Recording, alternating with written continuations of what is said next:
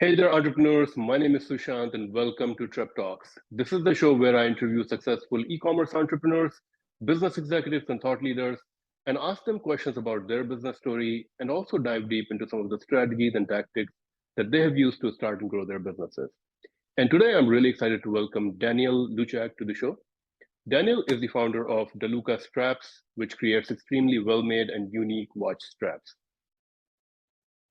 Since the beginning, since sorry, my intro, I wrote since then the business, hold on, since the business has now expanded. Sorry about that. It usually doesn't happen. No worries. Take your time. Hey there, entrepreneurs. My name is Sushant, and welcome to Trip Talks. This is the show where I interview successful e commerce entrepreneurs, business executives, and thought leaders, and ask them questions about their business story, and also dive deep into some of the strategies and tactics that they have used to start and grow their businesses. And today I'm really excited to welcome Daniel Luczak to the show. Daniel is the founder of DaLuca Straps, which creates extremely well made and unique watch straps. The business is now expanded into other categories such as belts, wallets, hats, and t-shirts, some of the other items. And today I'm going to ask Daniel a few questions about his entrepreneurial journey and some of the strategies and tactics that he has used to start and grow his business. So thank you so much for joining me today at Trip Talks, Daniel. Really appreciate it. My pleasure. Thank you so much for having me. So we were just talking, and you were telling me a little bit about yourself. I'm very interested to know. It's a very specialized kind of a business, watch straps. Can you share a little bit about your story? What were you doing before creating this business, and what really motivated you to start a watch straps business? Definitely. Yeah, it would be my pleasure. It really started as a hobby. It was back in 2009. My entire life, I've been deeply infatuated and deeply in love with watches as a whole. So it was, from Timex to Seiko's to Tag Heuer to, eventually Rolex and Panerai and many other brands. That love of watches gradually increased. And at a certain point, when I purchased my first Panerai watch, right around 2009, that's when I was looking for aftermarket watch fans. And I was not too happy with what I saw in the aftermarket marketplace for aftermarket watch straps. And so that kind of led me to, tinkering in my garage, figuring out from the first step to the last on how to make a watch strap from scratch. And just kept doing that for a while until I really mastered the craft. And then that's when it kind of became a hobby, and then eventually into a full-fledged business right around 2009. So it was really a love all the way to a business, and that's kind of what spurred it. There was no real business plan to start. It was just more of the love of it, and it kind of organically grew from the beginning. So there was no official business plan or anything like that. It was pretty simple, humble beginnings, I would say. So are you more of a watch collector, or that's just the hobby part of it, and the business is really around the straps? Yeah, the business, we've kind of tinkered with selling some pre-owned watches. But for myself, I'm definitely a watch collector, a watch lover, watch enthusiast. But the business itself right now really centers around handmade leather goods that we're trying to source, manufacture for all the raw materials, and then manufacture them here in San Diego, within the USA, obviously. So that's a big part of our business, is kind of keeping it within the USA and by hand. And then another, I would say, kind of big feature that we have versus some of our competitors is our turnaround time for the custom work. It could be 4 to 6 business days, 4 to 8 business days. I've seen some that are 12 weeks, 14 weeks plus ship time. So there's definitely a competitive edge there for us, since we're so hands-on with everything. We have full control from start to finish, and so we can kind of really knock that down to a much quicker turnaround time for custom leather good products. And do you find that manufacturing these products yourself, or did you say that these are handmade, or is it like created through machines? And is it easier and more profitable to create it yourself rather than, as you said, source it or get it pre-made or something and just selling it? Yeah, yeah, definitely.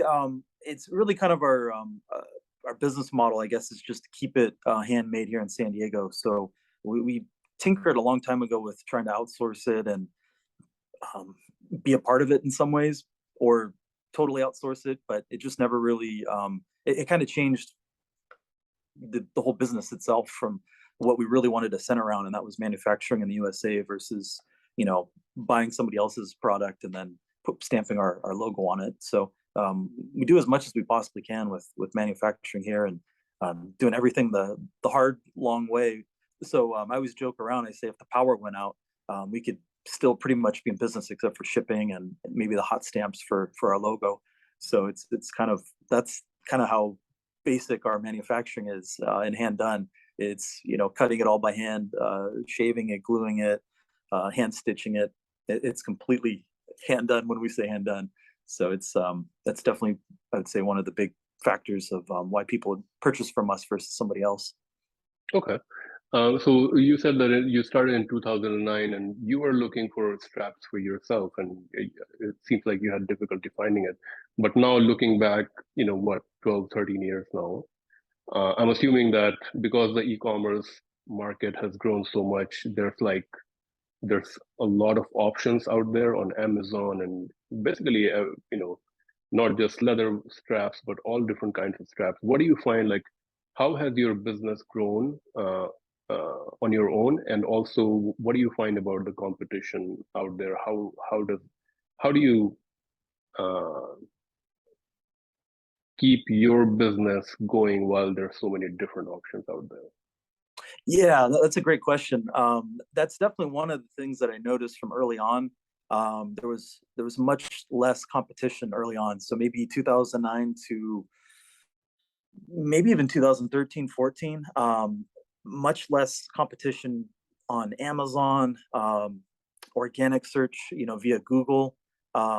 Used to be able to, like for Panerai straps, that was definitely one of our big keywords early on, because the target market of Panerai owners were looking for Panerai straps. And so they would type it into Google, and literally it might be panerai.com, maybe a competitor, and then us. We were top 2 or 3 or 4, depending on what people are searching, if it was watch straps or just straps after Panerai or whatnot, or bands.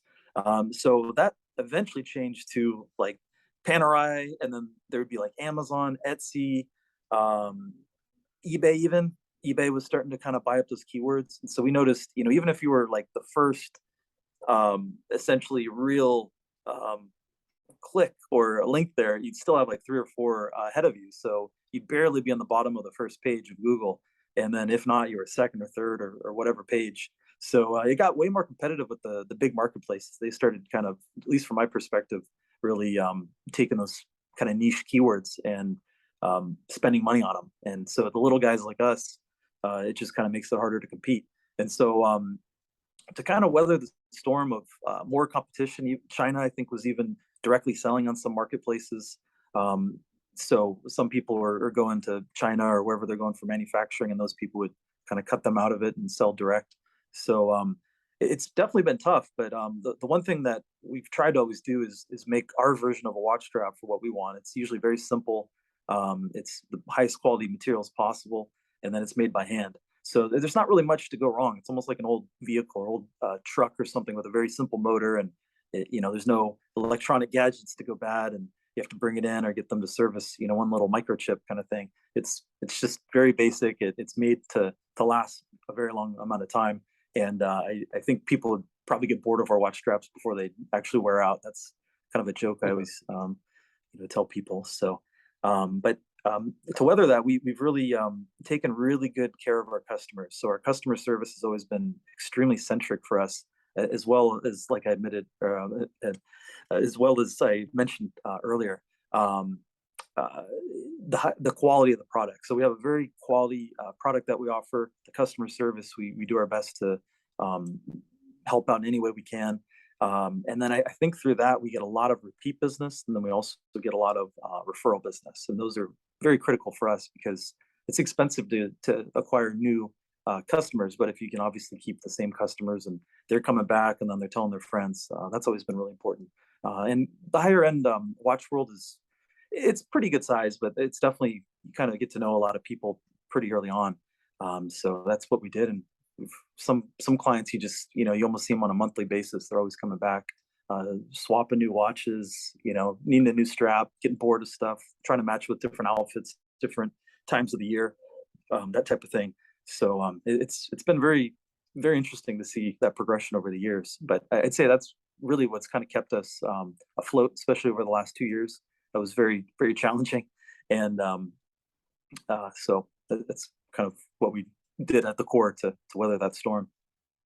So a little bit about your target audience. It seems like to be honest, I don't know much about the watch industry, or people who are enthusiasts for wearing watches and things like that. Can you share a little bit about the people who buy from you? And you could be one of that persona, right? I mean, because you're a watch collector, you probably understand the space quite a bit.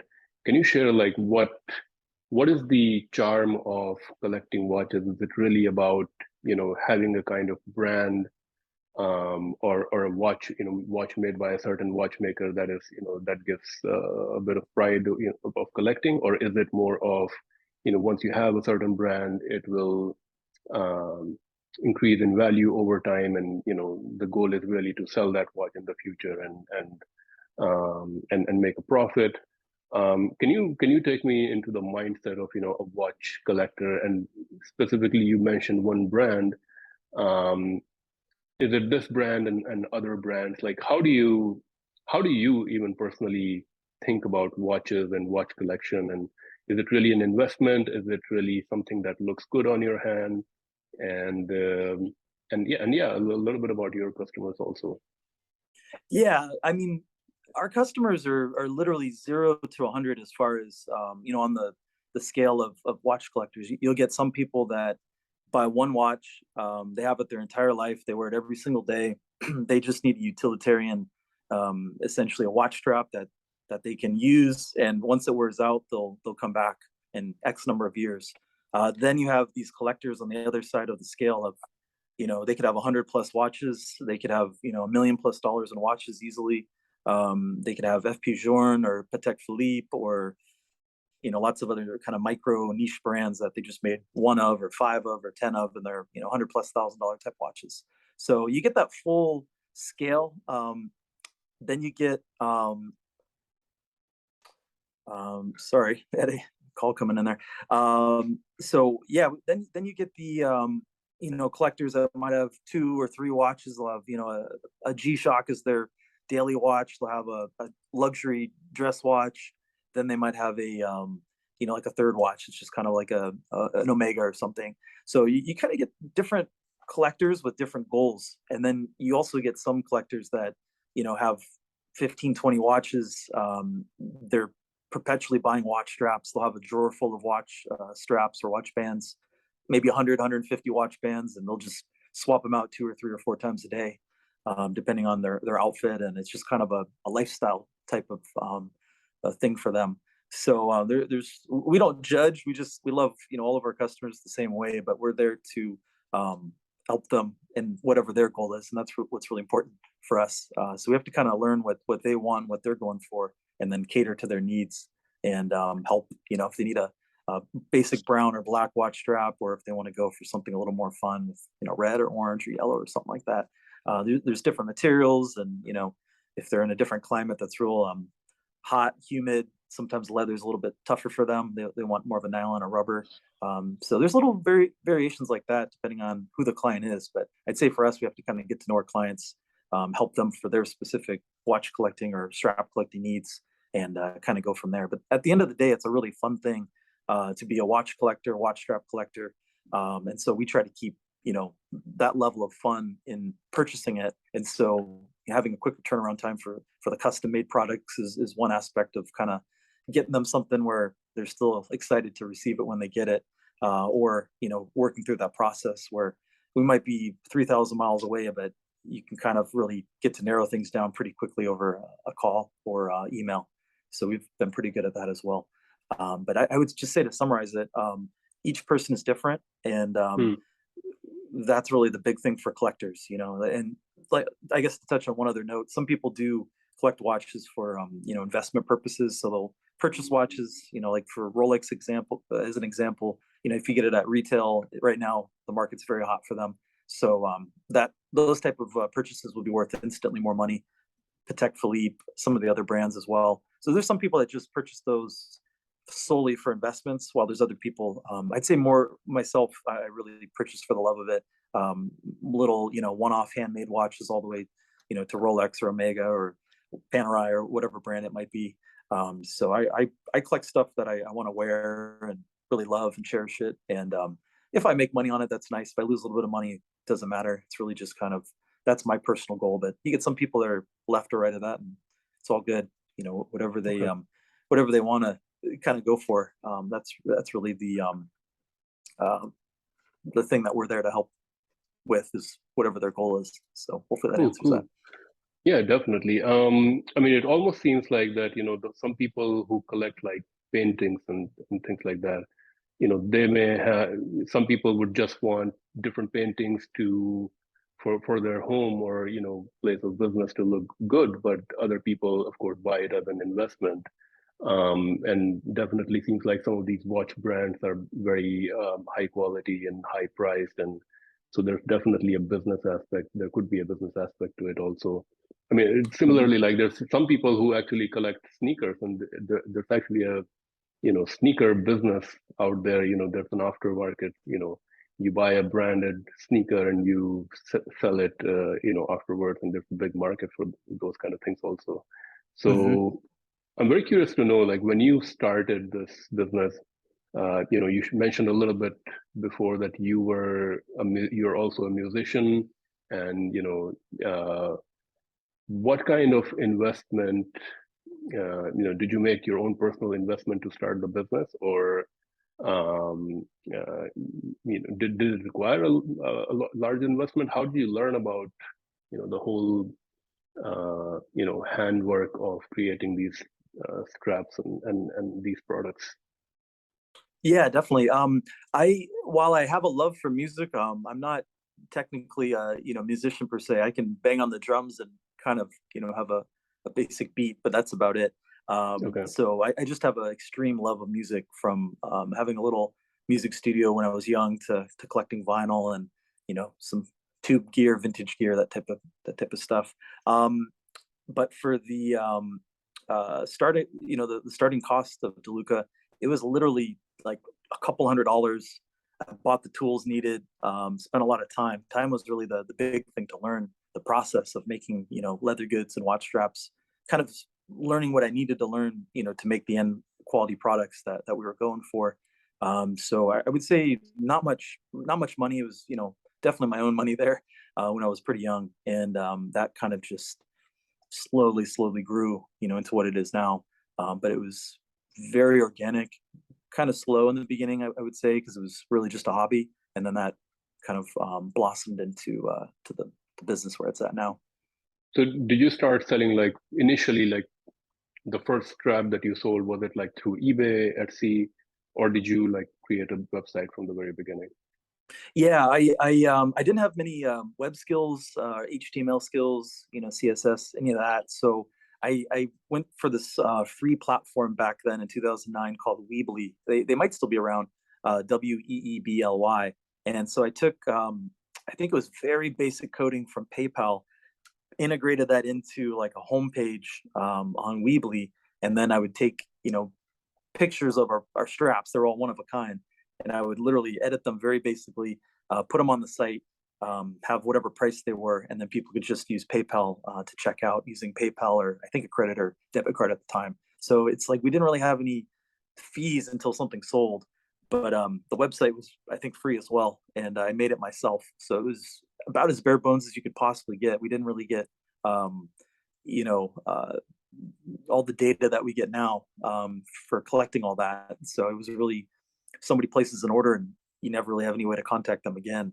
Maybe there's a phone number and email or something, but it's pretty bare bones. So now, if people want to join our newsletter or stay in touch, we try to really make an emphasis of that, versus just kind of a checkout, and that's it. A one and done kind of deal. So that was kind of the start. Really, really basic and bare bones. And in terms of marketing, can you share a little bit about how has your marketing evolved from the beginning? I'm assuming initially it was really just organic. You put your product out there, and anyone who was searching for it, your website came up through SEO, and people ended up buying your product because it's high quality, looks good, and so forth. But now, obviously, as you mentioned, there's a lot more competition out there. Are you spending money in advertising, like buying media or ads on Google, Meta, other places, or is it still really completely organic? And what is working really well for you in terms of customer acquisition? And then once you have the customer acquisition, what are some of the things that you do to really keep the customer? Yeah, so we used to. Oh, I mean, we had our physical location. We're spending thousands and thousands and thousands of dollars a month for Google AdWords, for Facebook ads. You can do lookalike customers on Facebook, funnel it down into sales. We got pretty deep into it at one point for a few years, and we were even using a company called AdRoll. They retarget, so it was kind of all of that mixed in with blogs, some videos, posting on very specific watch strap forums. So we had our fingers kind of dipped into a lot of different places. But at the end of the day, we really were having so much overhead, and it took so many sales just to kind of get our head above water that it kind of made sense for us to really look deep into everything and really get to kind of an in-house production, more organic, take a little more time since we're established, really get the blogs rolling, post on different watch forums. So we've kind of gone more towards an organic approach lately, but there was a point where it was just money. A lot of money was flowing out per month, and it kind of seemed good at the time. But once you really dove deep into that, it made more sense for us to kind of cut a lot of that overhead and really focus on what was giving us a good ROI. And it's hard because it's a niche market, almost like a niche of a niche market. Watches in general are, pretty big, like the Apple Watch and, some of the other brands. But once you go to like these, niche higher end watches, that's already kind of, small. And then we're doing like handmade aftermarket watch straps for these smaller brands and models of watches. So it's always been an uphill battle, especially doing it in San Diego and SoCal. It's a pretty tough place to be in business, to be a small business at. So it's kind of a combination of all of that, I would say. So at this point, is your business?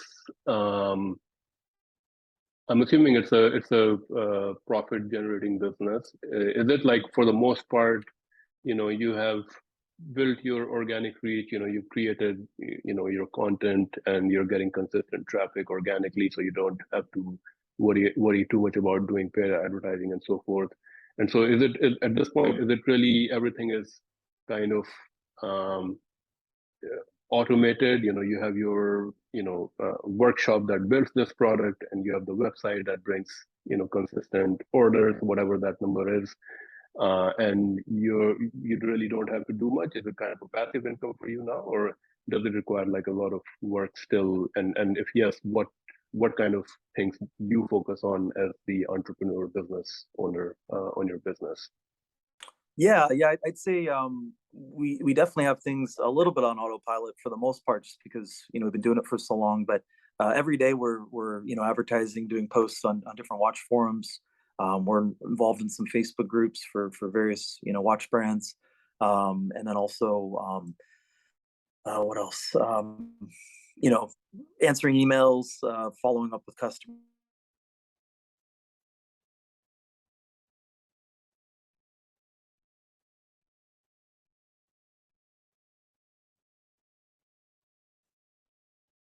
Hello. Just reaching out to, you want to kind of keep in touch with them, and it almost goes past the business side of things, where you're really genuine friends with some customers. It kind of turns into that, which is really cool. So yeah, we're kind of on autopilot, so to speak, just because we're so established. But we're always working in marketing, and the work never ends. So I would definitely say there's a good amount of work each day, in that regard. In terms of sales channel, is your website the primary sales channel? Do you also sell on marketplaces, Amazon, other places, and which are you selling all over the world or just North America? Yeah, so we ship every day internationally, I would say. Most of our orders are domestic here in the US. Canada is probably second, and then maybe UK and parts of Europe would be third. Even Australia and Japan and other places like that, we get orders as well from them. Um, but for sales channels, I'd say our website is definitely our strongest. At one point, Amazon was pretty strong for us. They have a program called FBA, Fulfillment by Amazon, that you're a Prime member, you can get stuff the same day, next day, 2 days. So that was really good, but that's gotten really competitive, and there's so many different sellers on there. But we are selling our own product. We're the only ones that make our product, so that's kind of the competitive advantage we have there. So we definitely like our orders to go through our website, because we're not supporting one of the bigger marketplaces where they're getting a cut of it. We can obviously get the full amount for ourselves, which is better for the small businesses. But yeah, we sell Amazon US, Canada, UK, a little bit on Japan. Those are kind of the main ones. There's so many new ones now that you can really try to do them all if you want, but it's too much for a little business to kind of handle all that. So we're really focused on the US, some in Canada, and then some in the UK. So kind of our three main ones. We also sell on Etsy, so we have a little storefront or whatever you want to call it there for selling. And then at one point, here locally in San Diego, when we had our shop for about 7 years, we'd have walk-up customers to that. But we also there was farmers markets here. So at one point we were doing 5 a week and having shop hours and manufacturing, and employees were coming in, and it just got pretty tough to handle. So we really scaled a lot of that down for many reasons, but almost for maintaining sanity at one point. So that was a lot. If you don't mind me asking, how big? Because I haven't seen in my research, I couldn't find, the size of your business. Of course, you're talking about, you have a workshop and employees and things like this. If you don't mind me asking, like, is it like a 6-figure business, 7-figure business, 8-figure business?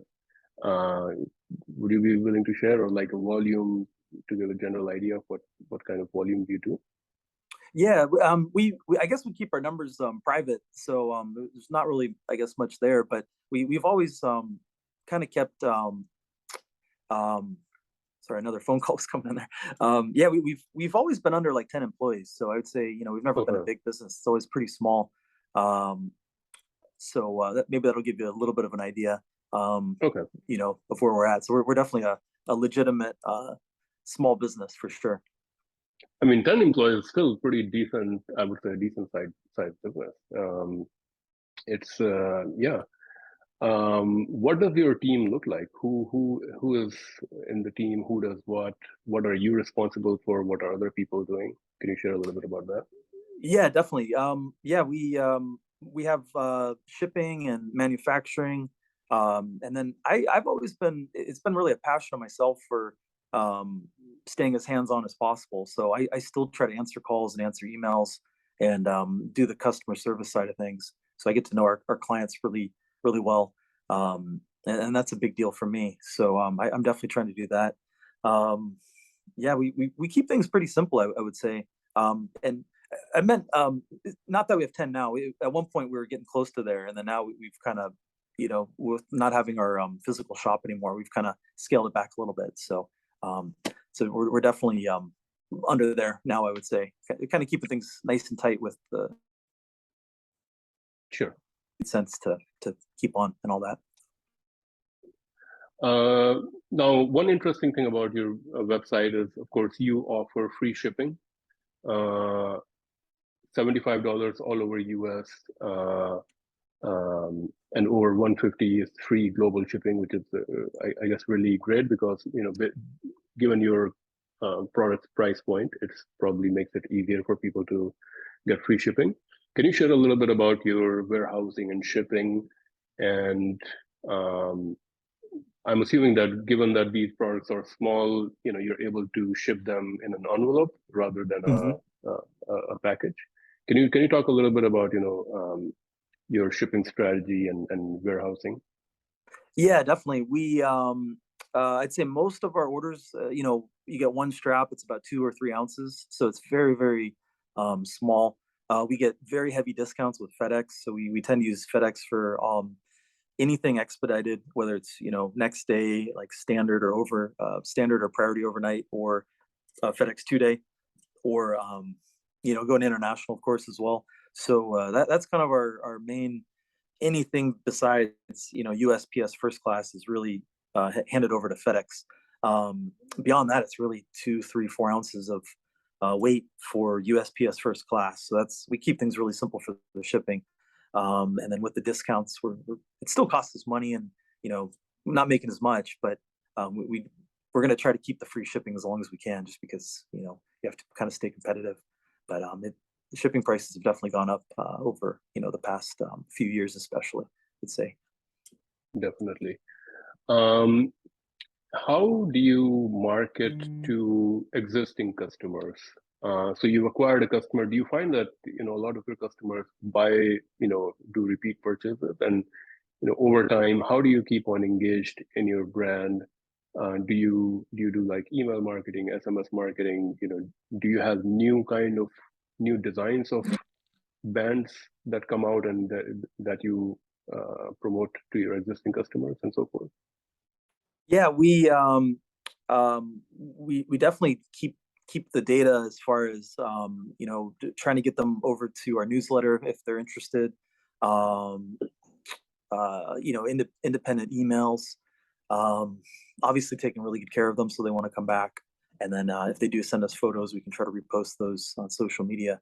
So we work really hard to try to keep as many of the customers around and wanting to come back to us as much as possible. So hopefully that'll answer that a little bit. I was going to say my battery's about to die. Is it possible to take a quick minute or two break just to plug it in, if that's okay?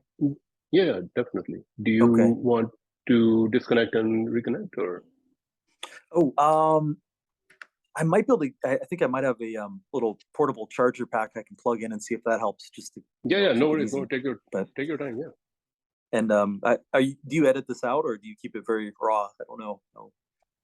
Usually it's pretty raw. I mean, it's not like. Would you like to disconnect, or? Oh, I'm totally fine either way. It's not an issue. I could probably grab it real fast just to Yeah. Go ahead. Easy. Go ahead. Perfect. No worries. No worries. I will give me about a minute or so. All right, it's all good. Yeah, it's all good. Yeah. I thought it was gonna last, but it's kind of gotten down under 10%, so I'm getting nervous. So I'll be right back. Okay.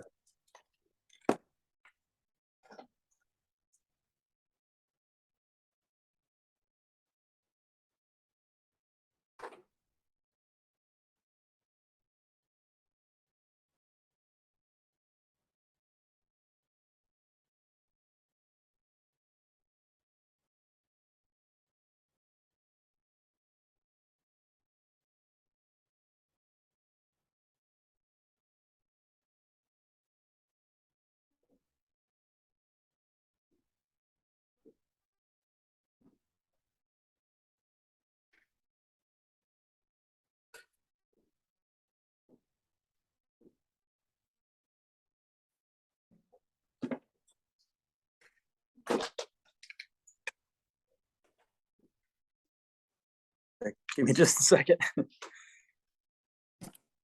all good. It's all good.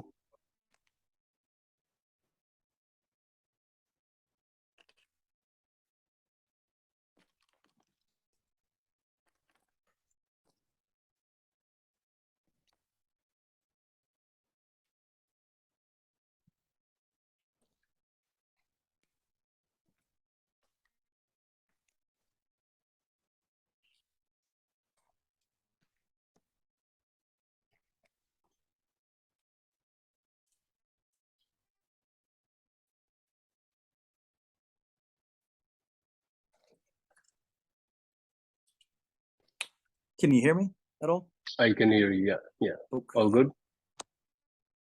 I'm not able to hear through my headphones anymore, but Hmm. um, So you don't hear me?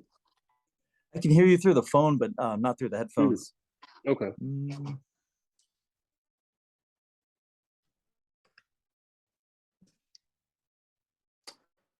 not too sure. Well, it works. I can look like I have headphones on.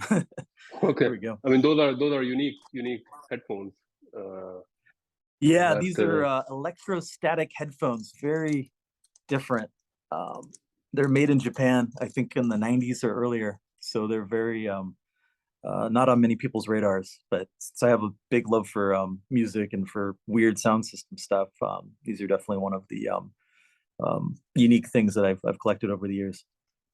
so this has a better audio quality as opposed to, let's say, I mean, um, iPod is not really great quality, but in general, like even with the microphones, like the wired microphones, you find that this is a better quality sound.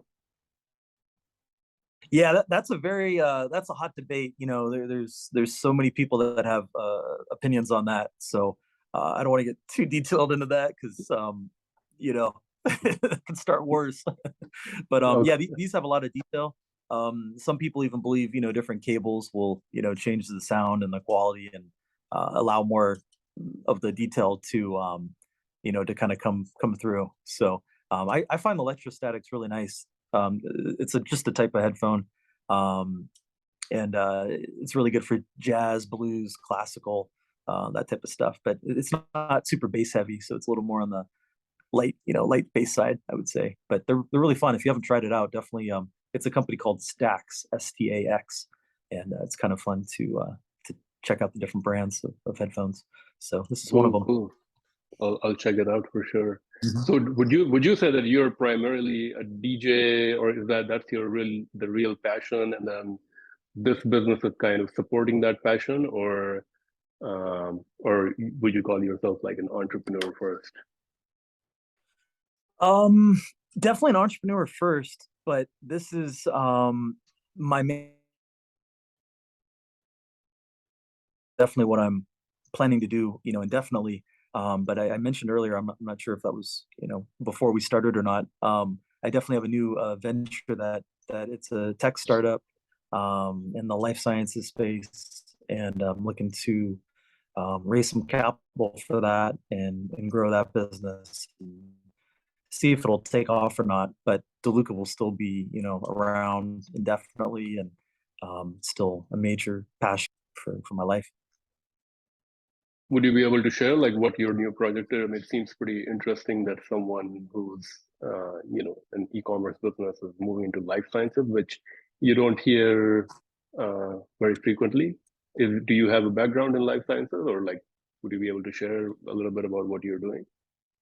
Yeah, I linked up with my business partner, and he's very deep into it. And so he sold a company previously, and so he's really deep into it. I'm going to learn. I've quickly learned much about it. So um, I think between us, we're going to hopefully do pretty well with it. But definitely for myself, it's I thought at some point I didn't know how to make a leather good or how to do certain things, and so you have to start somewhere, and what better time than now. So it's definitely going to be a challenge, but DeLuca's been amazing for the last 13 years or so. But it's kind of fun to push myself as an entrepreneur and really be open to a new challenge. And so I think I'm open to it. I'm in my 30s, and now is a great time to try something new. Definitely. Um, in terms of social media, I see that you do have an Instagram channel, you have YouTube. Can you share a little bit about your social media strategy? Is it an acquisition channel for you, or is it really just an awareness channel, engagement channel? Do you have TikTok as well? Oh, yeah. So I guess social media for me personally, we're kind of a basic old school, production type company. So social media to me is like it's like a necessary evil. I personally wish it wasn't there, but it is there, and you can really capitalize on it. It just takes a lot of time. So it's a necessary evil, I would say. But yeah, we focus mostly on Instagram. We did some videos for YouTube. I think one video on it. We're kind of gearing up to do more with that, but I wouldn't say we've really done anything with that so far. But Instagram's nice because visual. We get some cool photos. We like to post them on there. Let our customers kind of see what we're doing. The little 24-hour stories, I think they're called. We like to post on there quite often, just to kind of keep people engaged. But mostly, mostly it's just taking care of our customers with good customer service. That's really the basic aspect of things for us. But we definitely have done the social media, but we're kind of hit or miss on it. We used to do it a lot, especially for Instagram, but been so busy lately that just haven't kind of kept up with it as much as we wanted. Our blog, though, really is something that we've tried to keep pretty consistent over. It had a little bit of a slip maybe over the last year, but before that and currently we're trying to keep regular posts there. So they're kind of fun with different watch reviews and things of that nature. Sometimes just weird things will pop up in there too for different topics. Try to get some more music type topics in there too for audiophiles, since that's a passion of mine. But mostly watches and some watch straps, leather goods, things of that nature in the blog. So Cool. In every entrepreneur's journey, there's always mistakes made, lessons learned, failures. What are one or two big lessons learned for you in your own entrepreneurship journey? Maybe you felt like something was a big failure and you learned something out of it. What can other entrepreneurs learn from your mistakes? that's a good one. I think early on, I'm not sure if it's a mistake per se, but I thought I was doing everything from manufacturing the every single product, and then I was shipping it. I was doing customer service. I was ordering supplies, et cetera, et cetera. I thought nobody, I can't trust anybody. Nobody can make a watch strap like I can.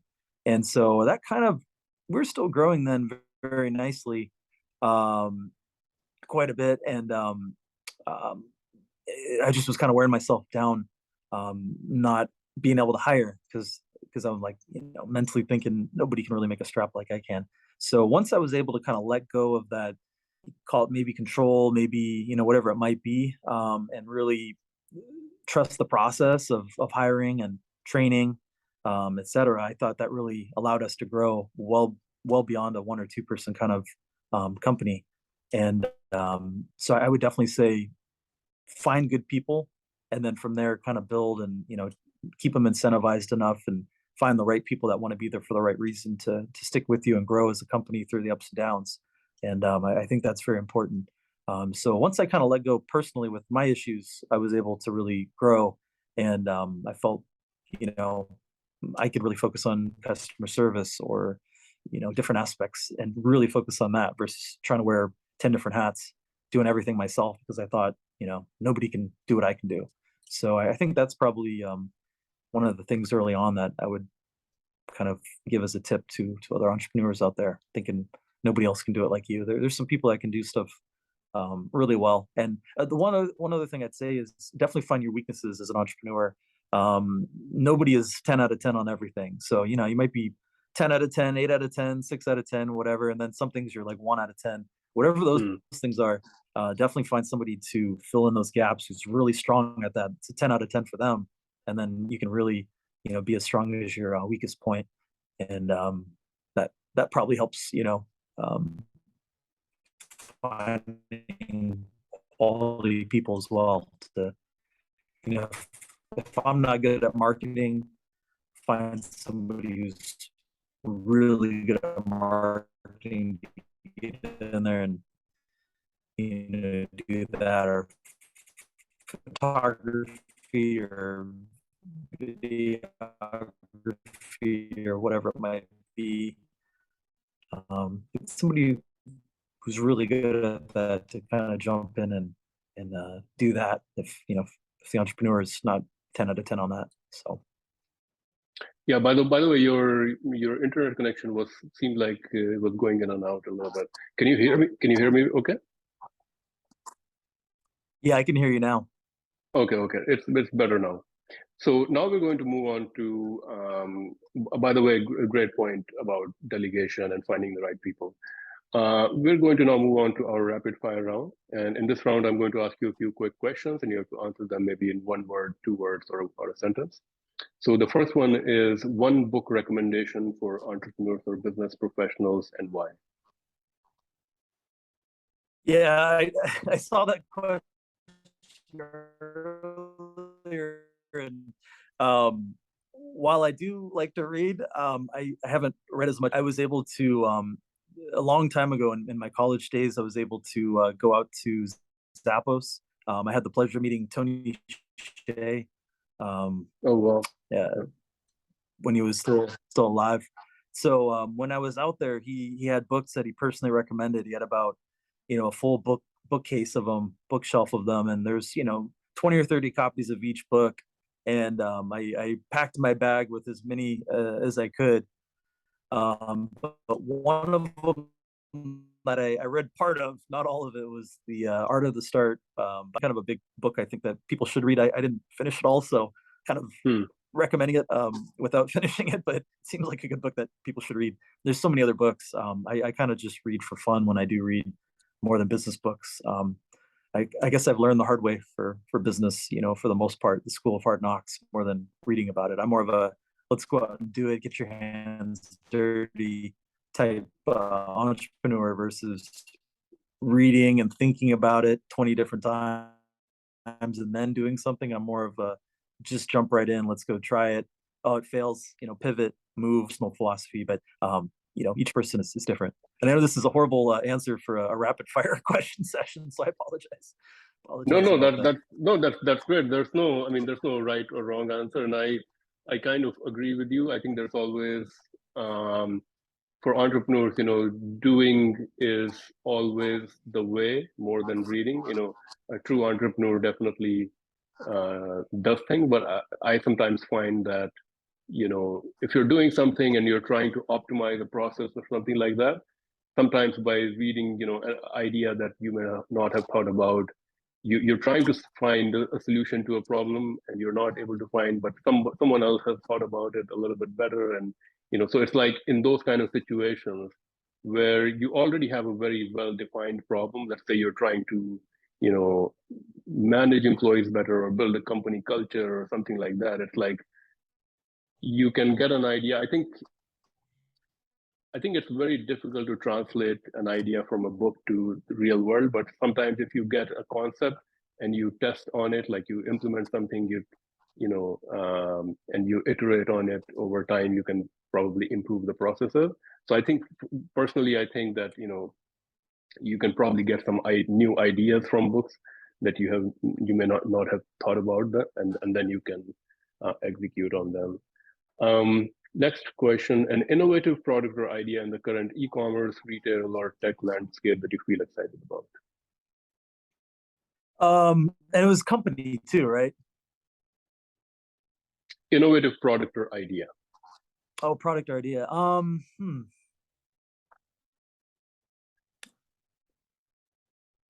There was it's different, I guess, than that, just because I'm not thinking off the top of my head. But there's a company I like that does some leather goods out of France that it's nothing really innovative per se, but they're kind of taking old styles and redoing them, and I kind of I find it refreshing, even though it's kind of vintage, old, really cool stuff that they're doing. But they're kind of doing what we're doing, kind of on a different level and more for like bags and things like that. So it's a little company called Blue de Chauffe. I think that's how you pronounce it. Somewhere in France. So I bought a couple bags from them. I thought they're pretty cool. Not innovative, really. It's just kind of doing stuff the old school way. But I appreciated their quality and everything quite a bit. So that'd be one of them. Definitely. A business or productivity tool or software that you would recommend, or a productivity tip? Um, for me, I'm kind of simple. My When I feel overwhelmed with certain things, I like to get a ballpoint pen out and a piece of paper and write down a to-do list. And then every time I do something, I physically check it off, and it kind of shows me progress. And so instead of doing it in the phone or on the computer, I'll literally have a printout of to do, my to-do list, and that really helps me get through. When I have 50 different things to do, I can really start seeing all the things I've done, the progress I've made, and that's just my little personal kind of quirky thing that I like to do. Um, some people would think that's kind of silly, but that really helps me stay productive, I would say, because sometimes I just get overwhelmed. I'm looking around and there's a mountain of a pile of stuff that I need to do, and I'm like, where do I start? How do I get through all this? So Yeah. sometimes just keeping it simple and having a little to-do list is kind of helpful. But hopefully that helps. I'm not sure. It's kind of a bad No, answer. I think I've heard a lot of successful entrepreneurs do that. Like just write down a list on a piece of paper. Like, do you write a list down every day or the day before that you're trying to do the things for next day? Do you have a process around that, or? I should be doing that. I really should be having like a to-do list every day, but I kind of use it as my way to get out of feeling overwhelmed. So I'll kind of break down what needs to be done. Sometimes I'll just sit in a chair, lounge it back, and then as things pop into my head of things I need to do, I'm always kind of constantly thinking, this needs to be done. Oh, I need to go do this. Oh, this needs to be done. And as those ideas kind of pop up organically, that's when I write them down. And then instead of trying to remember 25 different things to do, you literally have 10 of them written down. Maybe the other 10 or 15 will pop up over the next couple hours, and then as they do, I'm very conscious of writing them down. So it's a very simple thing, but for me personally, it's very effective. And it's kind of silly to mentioning it, but it really helps. It kind of gets me out of feeling over burdened with tasks. Kind of breaks them down, and then as I finish one, I'll just check it right off. And then after 4 or 5 or 6 of them, I'm like, wow, I actually really have got a lot done. And it kind of validates that you're making progress versus deleting it in a digital format where you never see it again. And it's kind of like, it's just totally my quirky little thing, but it is effective for myself. So maybe someday somebody else will find some value in that. Definitely. A startup or business in e-commerce, retail, or tech that you think is currently doing great things. Uh, I know you already mentioned that French business, but any other startup or business?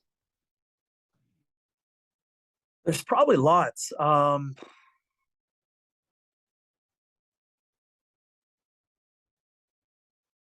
I'd say I think maybe that answer would kind of really fall into that one. They haven't been around that long, and I really like their bags and little stuff they make. It's just kind of a different leather company that's kind of doing some cool stuff. There's so many cool companies out there.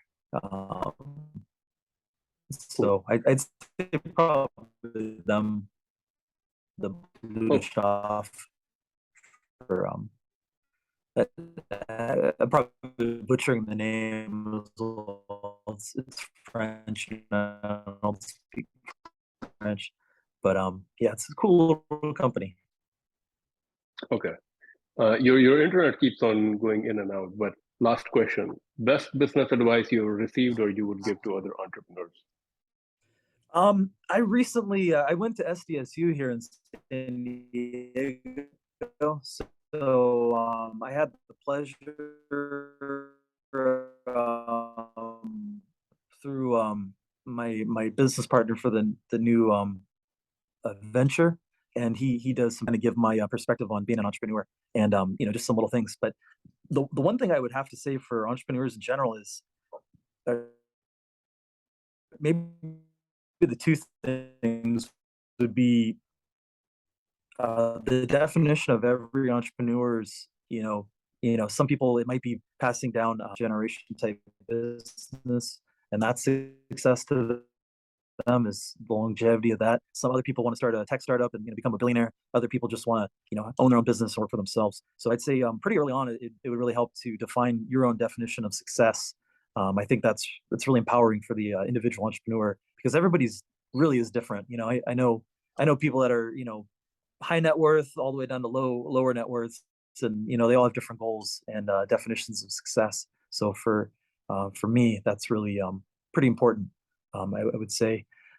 Um, And then also the path for each entrepreneur kind of goes with that is going to be different too. You're going from A to B. Some people it's going to be a little more straight line. Other people it's going to be the scenic route, very up and down as far as daily, weekly, monthly, just on emotions and good things happening and bad things happening. So each person's path to success is going to be different, and it's not starting something and it gets successful overnight. It's really a grind that you're just working and doing every single day, always thinking how you can improve. Little things eventually add up to the big things. So if you keep chipping away at it and working really hard, keep your head down and being genuine, that would be another little thing I would say. Be honest, to yourself, be honest to other people. When you make connections with people, they should be from those I possibly can. And I believe in karma, so I think you do good things for other people that'll eventually, hopefully, come back to you. So I'm always, any way I can help through advice or other things, I definitely try to do that as much as possible to be a good human being. Definitely, I think those are all great, great advice for entrepreneurs. I have just to add on one of the things that you said about initially about what that entrepreneurs think about which ideas to pursue. Because I've been recently speaking with a lot of entrepreneurs, I've been thinking about this quite a bit, and I think that every idea, whether it's a good idea or a bad idea, or whether it's a $500,000 business, $500,000 business idea, or a $500 million business idea, or a $5 billion business idea, I think I see many times that entrepreneurs, for whatever reason, select the first idea that comes to them, and maybe that's the right thing, because ideas, successful business ideas are probably not, there's so many ideas, and not every idea is going to get successful. I think a $500,000 business idea, it probably takes as much hard work, effort, mental power to get that business idea going and growing as it probably kind of an equivalent time and effort and hard work takes to build like a really huge big company. I mean, maybe I'm trying to over exaggerate, but I think any business takes so much time and effort and hard work. And when I talk to so many different entrepreneurs, I have started thinking about maybe it's worth to think about many different ideas and think what aligns with your values, and what goals in life, which is what I think that what you were trying to say also.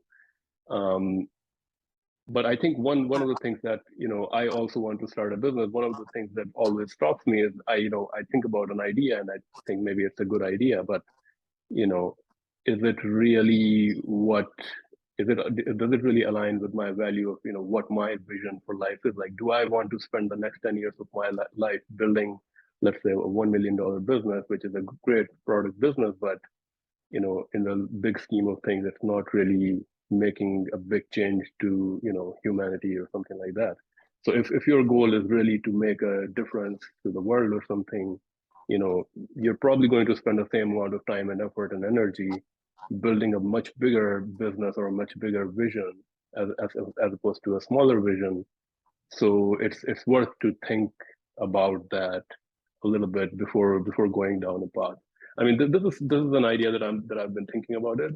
Would definitely like to know if you have any thoughts on that, or do you agree, disagree? Yeah, definitely.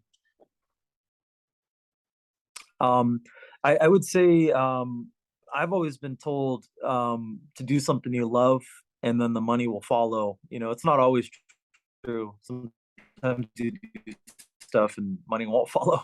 But if you love the automotive industry, or you love whatever it might be, manufacturing something, or making clothing, designing things, if that kind of aligns with what you love to do and you don't really feel like it's work, it's kind of cliche.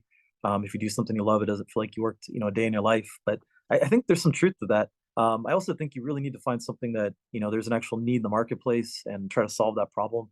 I think with the new tech venture we're starting up, I think that definitely solves the problem. Sometimes, overcomplicating things is a problem. So if you can simplify things, I think that can add a lot of value out there. So definitely do something you love, and then try to get it validated by people in the marketplace that are, in that industry already, and run it by as many people as you can who, are gonna have something valuable to say and take their opinion, to heart. So I think all those things can definitely help out as well for, that new idea and seeing if it's good. You can also test the market too, as cheap as you can. Hopefully, in most cases, you can kind of test it, and maybe that's more of a philosophy for myself, is testing, pivoting, and keeping the overhead as low as you can. But if you're able to get funded properly, and you have the luxury of not having to kind of keep the overhead low, then you can kind of learn things through that as well. Definitely. Well, Daniel, thank you so much. We're over we're over our time limit. But yeah, thank you so much for joining me today. I think there were some issues with the audio, but really enjoyed speaking with you. And thank you for sharing your story. Really appreciated it. Thank you for sharing a little bit about your business strategies and tactics. So yeah, thank you so much for joining me today at Trep Talks. If somebody wants to purchase your products or check out your products, what is the best way they can do that?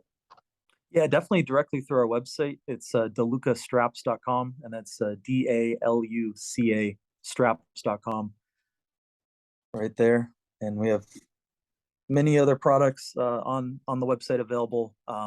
So even if you're not into to watches or watch straps, there's still many other products on there that you should be able to find something for yourself, or potentially a gift, for the coming holidays in a few months. So yeah, definitely.